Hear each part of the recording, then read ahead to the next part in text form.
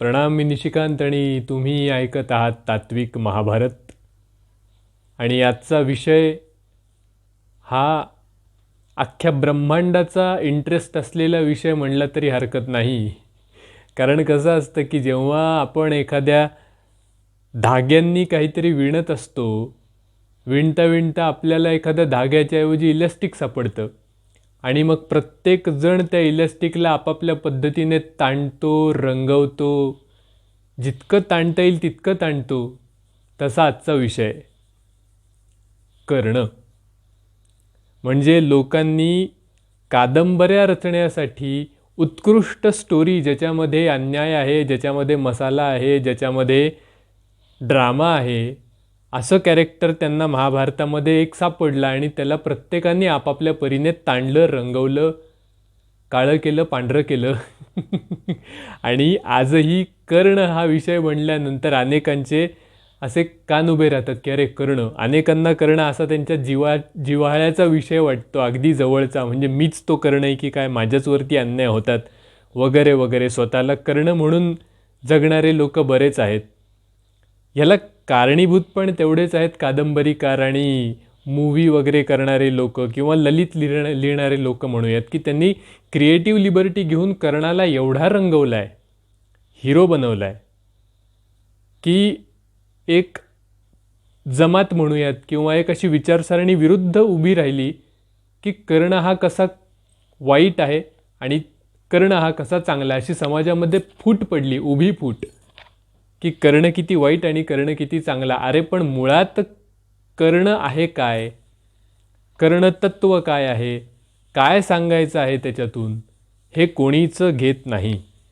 म्हणजे शास्त्र विरुद्ध कादंबरी असा फक्त वाद घातला जातो, की कोणीतरी म्हणतं कर्ण सुंदर, कर्ण हिरो, आणि शास्त्रवाले सांगायला लागतात कर्ण व्हिलन.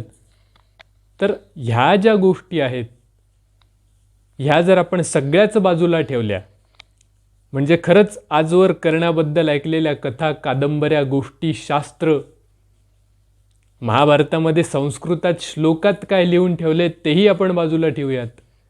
कोणत्या पुस्तकात कोणत्या महान महान लोकांनी, महंतांनी काय सांगितले तेही आपण बाजूला ठेवूयात. आणि आज ऐकूयात की कर्ण म्हणजे नेमकं काय, कर्ण कोणाला म्हणायचं आणि कर्णाचं मूल काय, त्याचं तत्व काय. तर पहिली गोष्ट, आपण कर्णाला त्याच्या शारीरिक देहातून जर बाहेर काढलं तर कर्णाचं डिस्क्रिप्शन काय सांगितलंय, की तो सूर्यपुत्र आहे. सूर्यपुत्र म्हणजे काय, सूर्य कशाचं प्रतीक आहे, तर सूर्य प्रतीक आहे सच्चेपणाचं.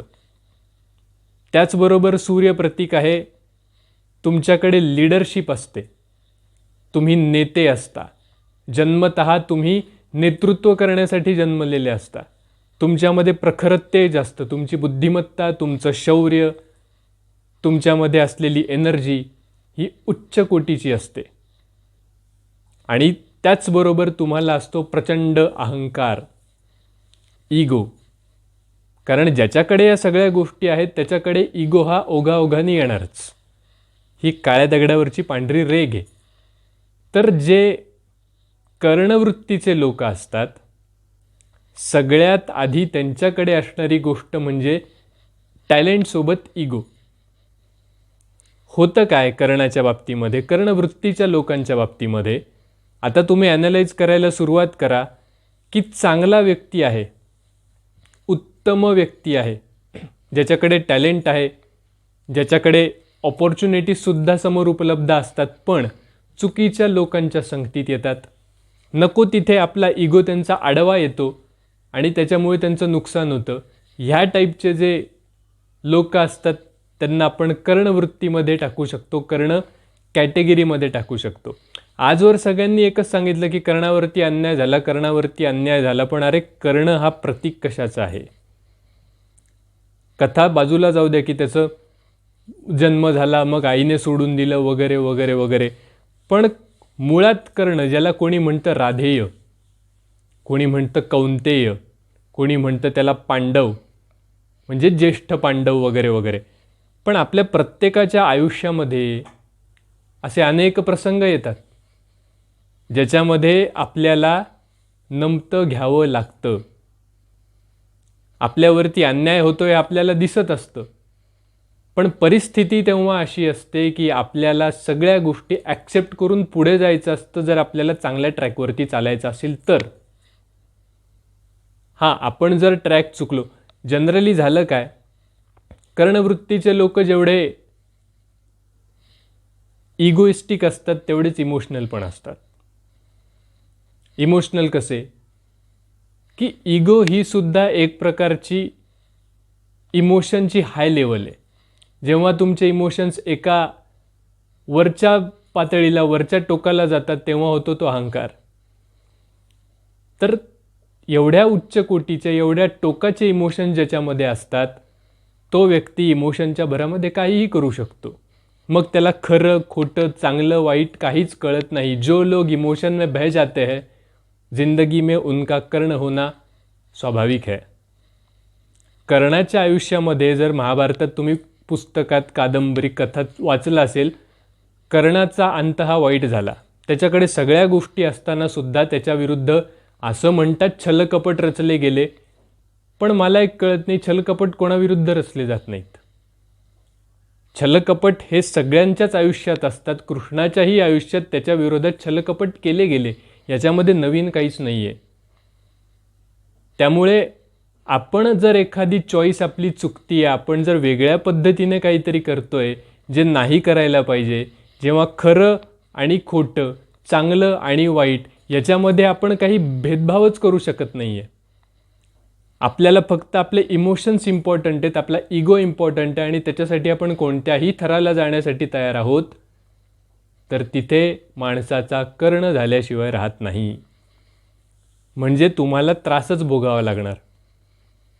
तुमच्यासोबत सुद्धा अन्यायच होणार, तुमच्यासोबत सुद्धा त्याच गोष्टी होणार जसा तुम्ही विचार करता, जसा तुम्ही गोष्टी समोरच्या सोबत करण्याचा प्लॅन करता. कर्णवृत्तीचे जे लोक असतात जिथे इमोशन्सचा खेळ येतो, आता कर्णाला दानशूर म्हटलं जातं. मग जे लोक इमोशनल असतात आणि ज्या लोकांना इतर कोणत्याच लीडमध्ये त्यांचं नाव येत नाही, कुठेच त्यांचं नाव असं प्रामुख्याने घेतलं जात नाही, म्हणजे जसं श्रेष्ठ धनुर्धर म्हणून अर्जुनाचं नाव घेतलं जातं. काही वेळासाठी आपण अर्जुन वगैरे या गोष्टी बाजूला ठेवूयात, महाभारताच्या अगदीच बाहेर येऊयात. समजा तुमचं ऑफिस आहे, ऑफिसमध्ये काही लोक असतात, त्याच्यातला एक असतो बेस्ट एम्प्लॉई, प्रत्येक काम चोख करणार, त्याचं प्रत्येक कामामधली प्रोग्रेस तुम्हाला दिसत असते, त्याचं व्यक्तिमत्व त्याची पर्सनॅलिटी पण एवढी सुंदर असते, तो एकदम स्मार्ट असतो तो किंवा ती, आणि मग सगळीकडे त्याचंच नाव होतं जसं अर्जुनाचं झालेलं असतं की अरे कोई है तो यही है, बाकी कोई है ही नाही. त्याचेच उदाहरणं दिले जातात, त्याच गोष्टी होतात. पण तोच एकटा प्रत्येक ठिकाणी व्यक्ती असतो का? प्रत्येक ऑफिसमध्ये एकच व्यक्ती असेल असं आहे का? नाही, प्रत्येकामध्ये काही ना काहीतरी क्वालिटी आहे. पण सगळ्यांच्या क्वालिटीज विचारात न घेता कोणत्या तरी एकाच व्यक्तीची जेव्हा तारीफ होते किंवा एखाद्या क्वालिटीसाठी अजून एखाद्या व्यक्तीची तारीफ होते, आणि आपल्यामध्ये क्वालिटी असूनसुद्धा एखाद्या व्यक्तीची जर त्या गोष्टीसाठी तारीफ होत नाही, ॲप्रिसिएशन होत नाही, तेव्हा तो काहीतरी वेगळी क्वालिटी डेव्हलप करतो की जेणेकरून ह्या सगळ्यांमध्ये काय नाही आहे आणि ते माझ्यामध्ये आहे, मग मी ती डेव्हलप केली क्वालिटी तर माझं नाव होईल. आणि बाकी सगळ्या गोष्टी बाजूला राहतात. आणि तिसरी काहीतरी गोष्ट येते की एखादा व्यक्ती असतो ऑफिसमध्ये, ऑफिस वर्क आणि ह्या सगळ्या गोष्टींचा विचार केला गेला पाहिजे, त्यानुसार त्याच्याकडे क्वालिटीज असून पण त्याला कोणी भाव देत नाही, मग तो म्हणतो की ठीक आहे ह्या गोष्टी ऑफिसमध्ये चालतात ते, मग मी सोशल वर्क करतो, माझं बाहेर एवढं जोरात सोशल वर्क चालेल की ऑफिसमध्ये सुद्धा माझ्या इमेजवरती त्याचा चांगला प्रभाव पडलाच पाहिजे. आणि मग जोमाने सोशल वर्क सुरू होतं. कर्णाच्या बाबतीत तसंच झालं. कर्णवृत्तीचे जे लोक असतात, जेव्हा त्यांना दिसतं की अच्छा आपल्यातल्या ह्या क्वालिटीजला लोक बघत नाही आहेत, त्याचं ॲप्रिसिएशन होत नाही आहे, काही कारणांनी आपल्याला तिथे कौतुक आपलं केलं जात नाही आहे, मग काय कराल? लगेच ते आपली दुसरी क्वालिटी डेव्हलप करतात आणि त्याच्यामध्ये त्यांचा कोणी हात धरू शकत नाही, कारण बाकीच्यांनी तो विचारच केला नसतो. ही कर्णवृत्तीच्या लोकांची खास बात आहे, ज्याला आपण क्वालिटी म्हणू शकतो, की एक असा विषय तुम्ही डेव्हलप करता स्वतःमध्ये की ज्याचा कोणी विचारही केला नसेल. जसं कर्णाने दातृत्व, दान देण्याची त्याची वृत्ती डेव्हलप केली, वाढवली. कर्णाच्या बाबतीमध्ये कथा सांगितली जाते. श्रीकृष्ण आणि अर्जुन. कृष्णाने एकदा अर्जुनाची परीक्षा घेतली. अर्जुनाने विचारलं की का हो म्हणे कृष्ण देवा, सगळ्या गोष्टींमध्ये मी सरस असून सुद्धा लोक दानशूर म्हणून कर्णाचंच नाव का घेतात? त्यालाच काय एवढं इम्पॉर्टन्स देतात? मला सुद्धा त्याच्यामध्ये नाव माझं झालं पाहिजे, लोकांनी मला दानशूर म्हणून ओळखलं पाहिजे. आता ही कथा आहे. कृष्ण काय म्हणाले, ठीक चालेल, आपण असं करूयात, एका गावामध्ये एक सोन्याची टेकडी आहे आणि तुला ती टेकडी दान करायची, सोनं लोकांना वाटायचं आहे. अर्जुन म्हणाला ठीक. टेकडी दाखवली, चांगली भली मोठी टेकडी होती. अर्जुन गेला, त्यांनी माणसं लावली कामाला आणि गावामध्ये दवंडी पिटली की प्रत्येकाला सोनं मिळेल. गावातल्या सगळ्या लोकांनी टेकडीपाशी या, स्वतः अर्जुन महाराज स्वतःच्या हाताने तुम्हाला सोनं देणार आहेत. आणि तिथे कारागीर खणत होते आणि सगळे लोक टोपलं टोपलं भरून, पोती भरून सोनं घेऊन जात होते. काही केल्या 8 दिवस झाले पण ती टेकडी काही सोनं संपत नव्हतं. टेकडी जराशी सुद्धा तसूभर पण कमी होत नव्हती. एवढी मोठी टेकडी 8-10 माणसं जरी खणायला लागली तरी किती खणणार? तेव्हा पोकलेन JCB अशा गोष्टी नव्हत्या, नसाव्यात बहुतेक. तर कथा अशी आहे की टेकडीचं सोनं काही संपत नव्हतं आणि अर्जुन थकला. गावातले लोक सुद्धा अरे किती घेणार ना, घरं भरली, त्यांच्या विहिरी भरल्या, सगळं भरलं.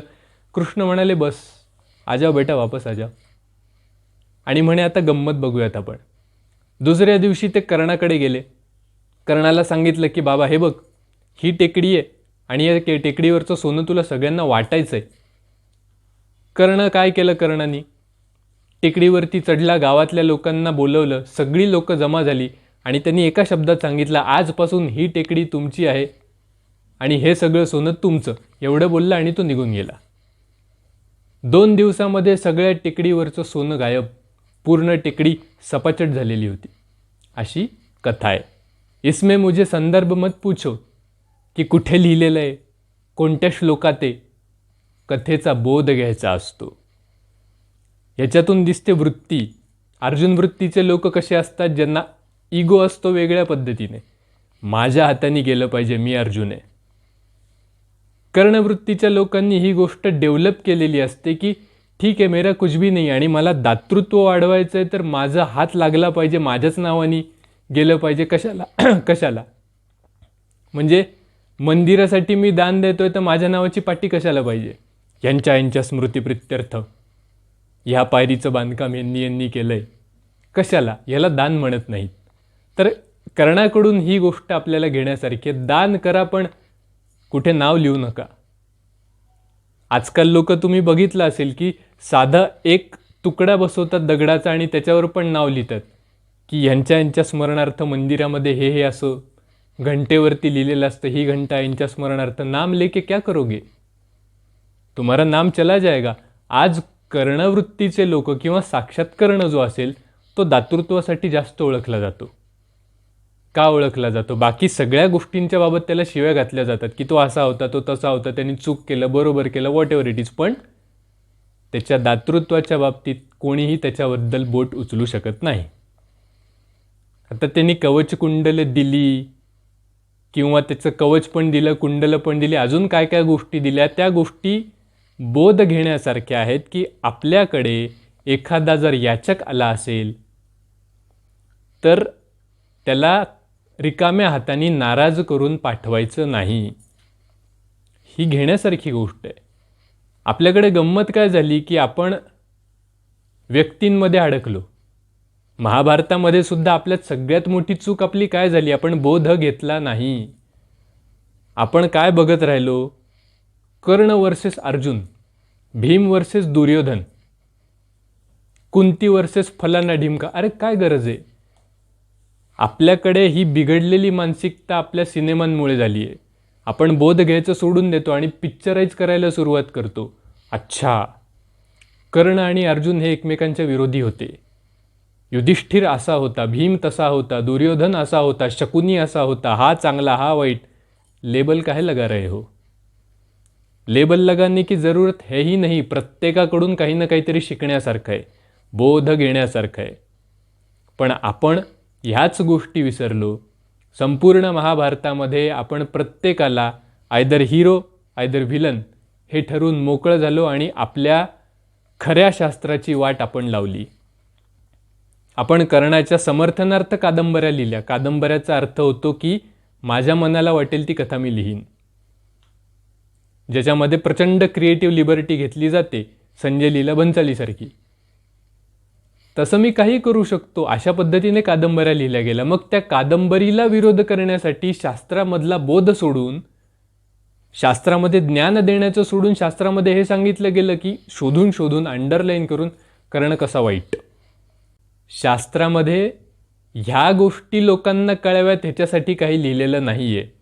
पण आपल्याकडे ही वृत्ती तयार झाली आहे ज्याच्यामध्ये असं असतं की अच्छा, शास्त्राचा उपयोग आपण ह्याच्यासाठी करूयात की कादंबऱ्यांचं आपण कसं खोटं आहे हे आपण सिद्ध करू. सिद्ध करण्यासाठी कोणतंही शास्त्र रचलं जात नाही, लिहिलं जात नाही. शास्त्र लिहिलं जातं ज्ञान मिळवण्यासाठी. शास्त्र लिहिलं जातं आपल्यामध्ये बोध निर्माण व्हावा, युधिष्ठिरातले काही गुण आपल्यात यावेत, द्रौपदीतले काही चांगले गुण आपल्यात यावेत, कर्णातले काही चांगले गुण आपल्यात यावेत. आपण कसं वागू नये हे आपण दुर्योधनाकडे बघून शिकावं. आपण कोणापासून सावध राहायचं हे आपण शकुनीकडे बघून शिकावं. ह्याच्यासाठी शास्त्र लिहिलं जातं आणि नावं घेऊन उदाहरणं दिली जातात की बघा. म्हणजे आपण एखाद्या गोष्टीमध्ये उदाहरण देतो काय की कोल्हा जो असतो तो लबाड असतो. मग आपण प्रत्येक कोल्ह्याला जाऊन शिव्या देतो का की तू कोल्हा आहेस, तू लबाड आहेस? किंवा कुठेही कोणताही कोल्हा दिसला तर दगड घेऊन त्याच्या मागे लागतो का? नाही. कारण ते उदाहरण दिलेलं आहे हे आपल्याला माहिती असतं आणि ते उदाहरणासाठी एखाद्या व्यक्तीचं नाव घेतलं आहे तर ती व्यक्तीच तशी आहे किंवा त्या व्यक्तीमध्ये त्याच गोष्टी आहेत. आपण व्यक्ती धरला, मुद्दा विसरला. आणि हीच चूक आपली होत आली आहे सगळ्यांच्याच बाबतीत.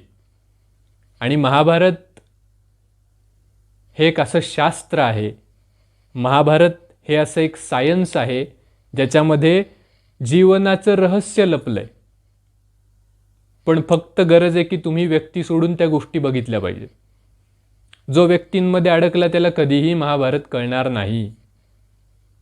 ज्यांनी मनुष्य देहामध्ये बघितलं की अरे हा अर्जुन, हा भीम, हा कृष्ण, हा दुर्योधन, हा दुःशासन, ही द्रौपदी, त्यांना काहीच कळणार नाही. त्यांच्यासाठी ही फक्त गोष्ट, सिनेमा, कादंबरी याच्या पलीकडे काहीही असू शकत नाही. ज्यांना बोध घ्यायचा आहे त्यांनी तत्त्व जाणून घेणं गरजेचं आहे. मला सांगा, महाभारत जे मांडलेलं आहे, व्यासांना आपल्याला कथा सांगायची असेल का? व्यासांचा शब्द व्यासोच्छिष्टम जगत सर्वम असं जिथे म्हणलेलं आहे, ज्यांच्या प्रत्येक शब्दाला, अक्षराला संपूर्ण जगतात मान आहे, त्यांचं प्रत्येक शब्द आणि शब्द स्वतः भगवान गणेशांनी उतरवून काढला एवढा त्यांचा मान आहे. मग अशा व्यासांनी आपल्याला काय गोष्ट सांगितली असेल का की कुरुकुळ होतं, मग त्याच्यामध्ये दोन भावांमध्ये कशी भांडणं झाली, सिनेमाची स्टोरी त्यांनी आपल्याला सांगितली असेल? एवढा उच्च कोटीचा ऋषी आपल्याला एवढी क्षुल्लक गोष्ट सांगेल असं तुम्हाला वाटतं का? नक्कीच त्यामध्ये काहीतरी गहन, गूढ आणि आयुष्यभराचा मोठा अर्थ असला पाहिजे. पण आपण ह्या दृष्टीने विचार करतो का? आपण काय घेऊन बसलो? स्टोऱ्या. दोन भावात भांडणं होतात, मग हा भाऊ याच्यासोबत छलकपट करतो, मग तो कसा त्याचा डाव पलटी करतो, मग त्यांना काय? ह्या गोष्टीतून आपण बाहेर येणं गरजेचं आहे. व्यासांना काय सांगायचं आहे त्यांना कुठं आपल्याला पोचवायचं आहे, काय गोष्टी त्यांना आपल्यापर्यंत पोचवायच्यात हे जर आपण बघितलं तर आपल्याला एक गोष्ट कळेल की त्यांनी प्रत्येक प्रकारच्या वृत्तीसाठी, आपल्या आयुष्यात येणाऱ्या प्रत्येक प्रकारच्या व्यक्तीसाठी, प्रसंगांसाठी आणि आपल्या मनातल्या भावभावनांसाठी एक कॅरेक्टर निवडलेलं आहे. म्हणजे जेव्हा तुम्ही प्रचंड कन्फ्यूज असता तेव्हा नरोवा कुंजरोवा हा प्रसंग तुमच्या आयुष्यामध्ये असतो. जेव्हा तुमच्या मनामध्ये कोणाचं तरी मी वाईट करेन असं असतं तेव्हा तुम्ही शकुनी असता. जेव्हा तुम्ही प्रचंड कॉन्फिडन्स असून सुद्धा गलित गात्र होता तेव्हा तुम्ही अर्जुन असता. जेव्हा तुमच्याकडे सगळ्या प्रकारचं सामर्थ्य असून सुद्धा तुम्ही चुकीच्या लोकांच्या बाजूने उभे राहता तेव्हा तुम्ही कर्ण असता.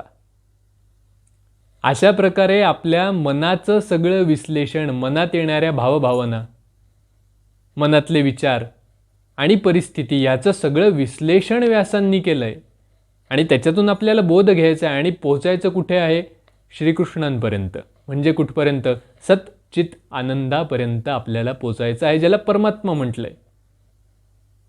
मग जेव्हा तुम्ही परमात्म्याच्या जवळ पोचायला लागता तेव्हा सुरू होते तुमच्या आयुष्यातली गीता.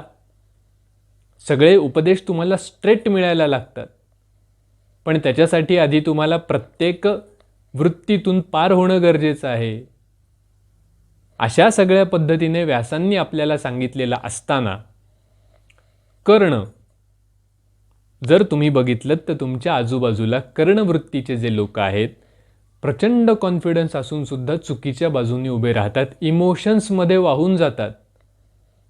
आणि म्हणून पुन्हा आरोप केला जातो की कर्णाबद्दल अन्याय झाला. अन्याय सगळ्यांबद्दल होतो, कर्णांबद्दल झाला म्हणून वेगळा गवगवा करण्याची गरज नाही. पण त्याला छल कपट करून मारलं ह्याच्या मागे सांगण्याचं कारण एकच, अगर आप समय के साथ सही बर्ताव नहीं करोगे तो समय का पहिया आपको फंसा देगा. अगर आप समय के रहते संभले नहीं, गलत चीज़ें आप कर रहे हो फिर भी आपको उस चीज़ का कोई एहसास नहीं है, आप फिर भी करते जा रहे हो, आपका मन कह रहा है कि नहीं करना चाहिए, गलत चीज़ तुम कर रहे हो. क्योंकि देखो कर्ण जो था वो सूर्य का अंश कहा जाता है, यानी सच्चाई उसके भीतर कहीं ना कहीं थी, लेकिन कभी कभी सूर्य को भी ग्रहण लग जाता है. सूर्य का अंश उसके भीतर था फिर भी ग्रहण तो लग जाता है, वैसा ही कर्ण को लगा. मन कह रहा था कि ये झूठ है, ये गलत कर रहे हो तुम, ये नहीं करना चाहिए, लेकिन इमोशन में बह गया बंदा और उसने गलत चीज़ों का साथ दिया और समय ने उसका हिसाब किया, पहिया फंस गया. समय के साथ अगर तुम गलत चीज़ें करोगे, समय के साथ तुम नहीं सुधरोगे तो समय तुम्हारा चक्का फंसा देगा. और ये हर किसी के साथ होगा, फिर वो चाहे अर्जुन हो, चाहे युधिष्ठिर हो. युधिष्ठिर का भी पहिया ज़मीन पर आ गया था, आपको अगर पता होगा. अशा गोष्टी होतात. कर्णवृत्तीच्या व्यक्तींकडे चांगल्या आणि वाईट दोन्हीही गोष्टी समप्रमाणात असत्या तर त्यांना काहीतरी भगवंताचा दर्जा देण्यात आला असता. पण कर्णाच्या बाबतीत झालं असं की चांगल्या गोष्टींकडे त्यांनी लक्ष दिलं नाही. कर्णवृत्तीचे लोक इमोशनमध्ये जाऊन त्यांच्यातल्या चांगल्या क्वालिटीज कधी लक्षातच घेत नाहीत. फक्त माझ्या बाबतीत काय वाईट झालं, माझा भूतकाळ, माझा भूतकाळ, माझा भूतकाळ, अशा इमोशन्समध्ये ते अडकून राहतात आणि त्यांच्यातल्या चांगल्या क्वालिटीज ते कधी बघू शकत नाहीत. त्याच्यामुळे फ्युचरच्या डिसिजन त्यांच्याकडून सतत चुकत राहतात आणि पोटेन्शियल असून सुद्धा कधीही त्यांचा सन्मान त्यांना योग्य रीतीने मिळत नाही. जे ते डिझर्व करतात ते कधी मिळू शकत नाही. मनात सतत एक सल असते, त्याला कारणही तेच लोक असतात. तो अगर संसार के इस महाभारत में आपके आजू बाजू कभी कर्ण दिखे तो उनको गलत संगत में जाने से बचाना, उन्हें बताना कि देखो बेटा ये तुम्हारे लिए गलत है, ऐसा ना करो, तुम्हारे भीतर इतना पोटेंशियल है, इसका अच्छा उपयोग करो. गलत लोगों में, गलत संगत में, गलत कामों के लिए इसका इस्तेमाल ना होने दो। आणि तुमच्यामध्ये जर कधी तुम्हाला करण्यासारख्या गोष्टी आढळल्या की प्रचंड कॉन्फिडन्स आहे पण मी कन्फ्यूज आहे की काय करावं मला कळत नाहीये, इकडे जाऊ का तिकडे जाऊ, मी चांगलं करतोय का वाईट करतोय, तेव्हा कधीही सल्ला घ्या, अहंकार जरा कमी करा। हाथ जोड़ के अगर किसी से विनती करो तो तुम्हारा कर्ण कम नहीं हो जाता। हाथ जोड़ के विनती करने से अर्जुन ने हाथ जोड़ के विनती की थी कि प्रभु मुझे नहीं समझ रहा, बताइए। तो पूरे विश्व को गीता मिली। अगर तुम भी हाथ जोड़ के थोड़ी देर खड़े हो जाओ कि नहीं समझ रहा प्रभु, तो कर्ण अर्जुन से कितना बड़ा हो सकता था आप सोचिए। आज अर्जुन का नाम नहीं होता अगर सही समय पे कर्ण ने हाथ जोड़ लिए होते कि प्रभु माफ कर दीजिए, गलती हो गई, रास्ता दीजिए हमें, आप ही बताइए, मैं समर्पण करता हूं। लेकिन कर्ण से वो हुआ नहीं, उसका ईगो, उसका अहंकार बीच में आ गया। आना ही था क्योंकि सूरज कभी किसी के सामने झुकता नहीं, लेकिन झुकना पड़ेगा क्योंकि सूरज का वो अंश है, साक्षात सूरज नहीं है। वरना मौके तो ऐसे भी हो जाते हैं कि सूरज भी छुप जाता है, अंधेरा छा जाता है, ग्रहण तो सूरज को भी लगता है। तो अगर आपकी जिंदगी का ग्रहण आपको टालना है तो सही समय पे हाथ जोड़ लो, ईगो को छोड़ दो। तुम्हारा कर्ण कब कृष्ण बनेगा तुम्हें भी पता नहीं चलेगा। शंभो शंकर।